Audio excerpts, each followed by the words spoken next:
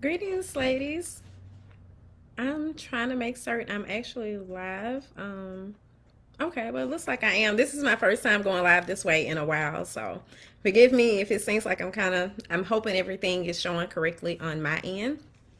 But I'm Fancy, and for those who do not know, I am the award-winning editor-in-chief and publisher of SwagHer Magazine, which is an empowerment and lifestyle publication for Black women who like to keep it real with themselves and real in business.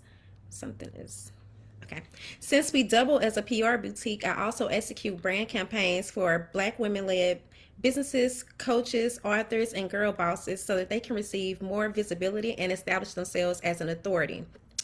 It was actually my learning of self love that inspired the magazine over 11 years ago.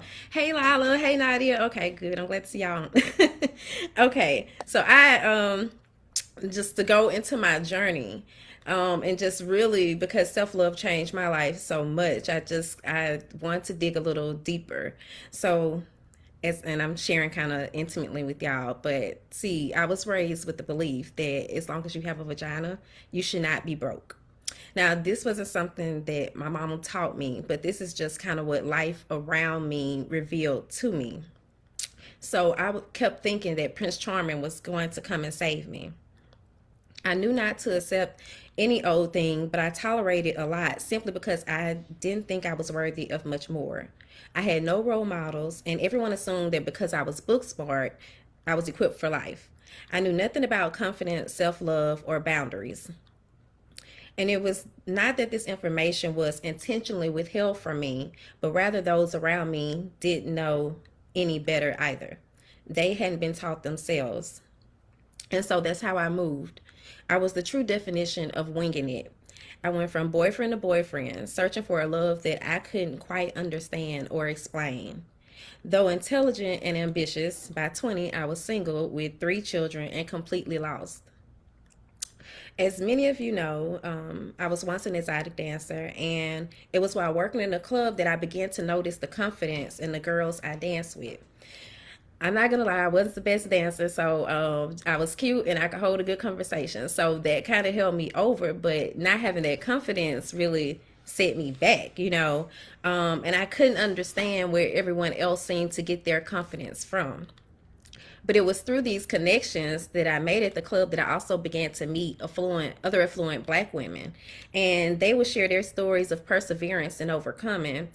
And as an avid reader, I was familiar with people going from victim to victor. But what I wasn't used to was this self-love thing that they often talked about. I assumed that we automatically loved ourselves, but to be honest, I had never thought of it either way. But the more I hung around these women and noticed how comfortable and confident they were with themselves, the more I wanted to know more about it. And the more I wanted other Black women to know that this type of love existed. I wanted to tell them how there appeared to be a healthier love than what they could ever imagine a relationship could bring, and a part of that started with knowing our history and who we are as a people. This is what inspired me to start interviewing the women that I come across. I want to share their stories and their secrets to success because I felt like self love was a part of that. I felt like if more Black women knew this type of love existed, we stopped selling ourselves short. And that's how SwagHer Magazine came to be. However, my self love journey was no walk in the park. While it was my discovery of self love that led to the mag and led me out of the strip club, it would almost be 2 years later before my chaotic life allowed me to even begin to really embrace the concept. I share about this in my chapter, but we only had so much room. So I couldn't tell you how it was self love that helped me to overcome my strip club addiction and my attraction to unhealthy relationships. Often, when we speak of self love, we're actually speaking of self care and self maintenance. And while practicing these things are good, it's far from the real work. It's not the same as having those critical conversations with yourself when we ask ourselves things like, what do we really think of the person we are? How are we really doing physically, mentally, and emotionally? Are we demanding our worth? Are we valuing our voice?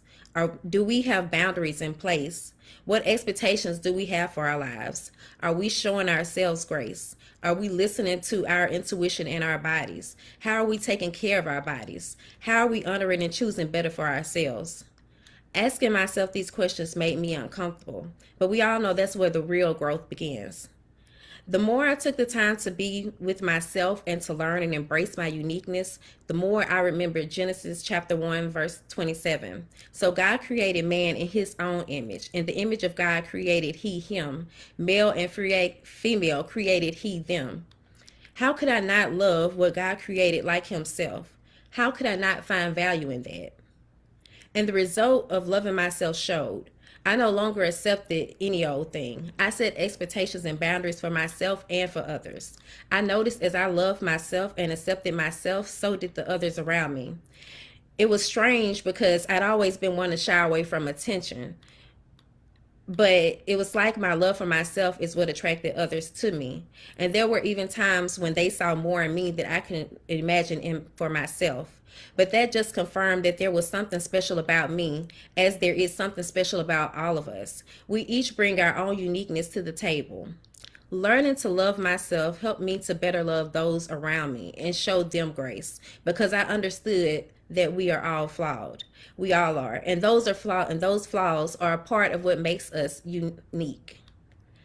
To close this out, I like to wrap up with the words of J. Cole, because anybody that knows me knows I love hip-hop music, trap music. So, and I'm gonna try to rap this, but but y'all don't laugh. So, and it just seemed to go along with this, so that's why I wanted to include it. But love yourself, girl, or nobody will. Though you're a woman, I don't know how you deal with all the pressure to look impressive and go out in heels. I feel for yourself. I feel for you, killing yourself to find a man that'll kill for you.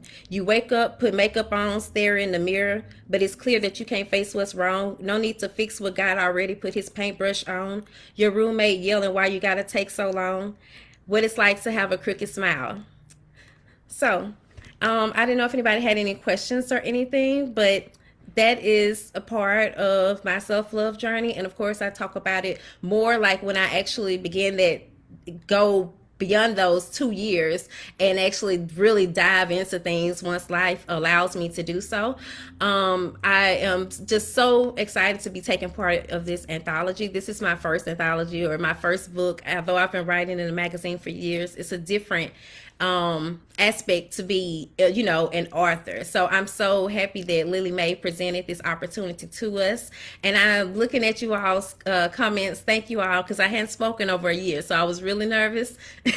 But I hope that this, resonates with someone, that it touches someone, because I do think that self-love is just so important. And I think that we as Black women, like for a lot of us, myself included, which is what I really want people to see, those that came before us didn't even know about self-love. So how could they possibly teach us something that they had no idea even existed? So for me, just being able to continue to spread this message and spread awareness and encourage other Black women to love on themselves outside of the whole thing, like, going to get glammed up or bubble baths or spa dates, but just really doing that hard work and really being honest with yourself, being real with yourself, which is what the magazine is all about.